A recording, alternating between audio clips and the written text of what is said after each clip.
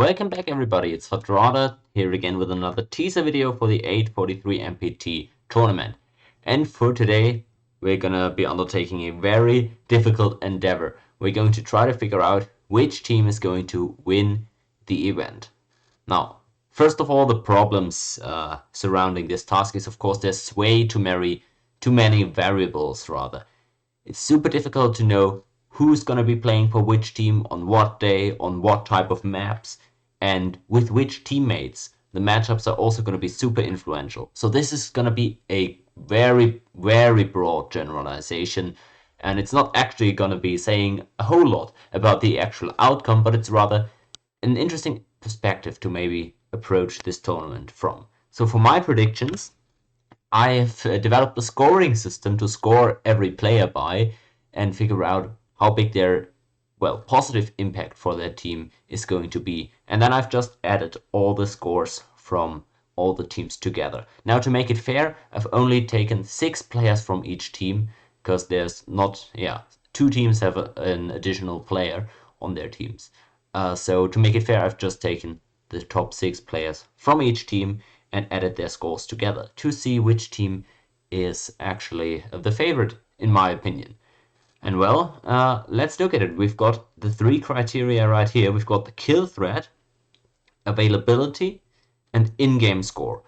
All these 3 criteria are obviously just my expectations. It's how I personally perceive their kill threat to be, how, on availability, I'll actually have some data, so I have something to go off there. But kill threat and in-game score specifically are just my expectations bound to my personal experience and heavily dependent on how many games I've played with each of these players. So I'm not going to be explaining my reasoning for every single player, but I'm rather just going to point out a few interesting things maybe. Let's move to our first criteria then. Kill threat. Well, these are the rosters, of course, just showing you guys once more. I'm not going to be rating the captains, so Anti, Hallow, and Cheese, I'm only going to be factoring in at the end. And as I said, I'm also not going to be rating Moore and Bonehead, just because, Cheese's team only has 6 players, so we want to keep it somewhat representative. Alright, the first criteria was kill threat. 3 points maximum for each of these players. And keep in mind, if you have a low score on this rating, it's just my personal perception of you, or it could also be that I've just not played many MPT games with you, especially recently. So just as an idea, people such as Stilt, MJ, Old Prospector, I don't actually remember a lot of MPT games with them, so I really don't have a lot of data, so I just default in many of these ratings to some lower numbers. But for the higher ratings, Bizfire, SDN, Rabdak, Kismic are all people that I expect to be highly capable of getting a lot of kills here. And McClunky is actually somebody I also gave a rather high score, just because I trust his ability with his tournament experience as well to find kills in these types of settings. But that's just my perception. Again, moving on to availability, here I have direct information from these players. So I've very objectively applied the information that they gave me and just handed out a score depending on how many games they said they were going to be able to make.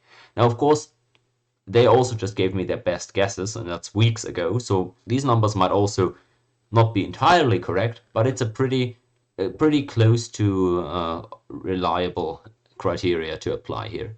And there's not much to say about it. Kismic, just somebody I expect to be around a lot. And some other guys I didn't get any information from, so they score rather low in this department. Team Cheese especially looking quite thin on the availability end. But of course, things can always change. And I'm not at all privy to information from any of these teams as far as their internal discussions about availability go. Lastly, score. So the expected in-game score that I expect these guys to have at the end of the game. And here also I'm just going to be pointing out some of the maybe interesting points. Kismic, Tau status I expect to be all around the same level, especially because Kismic is somebody who tends to go for kills, might be more likely to die, And same thing applies to Rabdag, who only has a 3 in this department, because I physically can't see a game where he survives until the end. Keep in mind it's MPT, he will without question get bored at some point if he doesn't find a kill. And if he finds a kill, it's always difficult to survive. So not a lot of faith from me in him to survive here. That's why his score rating tanks a little bit. As you can see, Beer's Fire, the only player here to get a 5 in the score department, because I think he's just that good both at scoring high and surviving, but also very low sample size from his game, so I'm just going based on reputation and the few games that I've seen. But also, as you can see, a lot of 4s and 3s here across the boards, because most of these guys are experienced MPT players. And for the number 1s, those are again the guys that I just really don't have information of to really give a confident rating here. Don't take it personal, guys. It's just my best guesses. With all these numbers, here's the final tally. As you can see, there's a somewhat clear tendency here. Team Halu scoring highest in each of these categories, taking the number 1 added point, well, expectation, whatever you want to call it. Anti in second and Cheese then in third place, especially in the availability department. Cheese, yeah, quite behind. In all the other categories, you will notice he's only 1 and 2 points behind Anti and Halu, respectively. Well, he's actually ahead in kill threat against Anti. So really, it depends heavily on the availability factor here.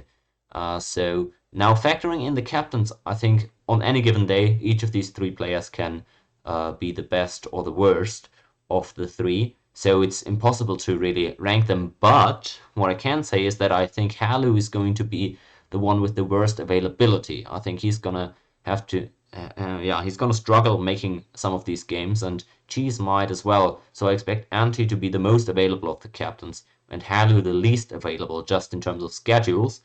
So the clear score lead that Team Halu has right here, in terms of my personal criteria, might be yeah, weighed off against his maybe lower availability. So I'm projecting Team Halu to actually win this event, at least according to my scoring system, and I can definitely see that happening.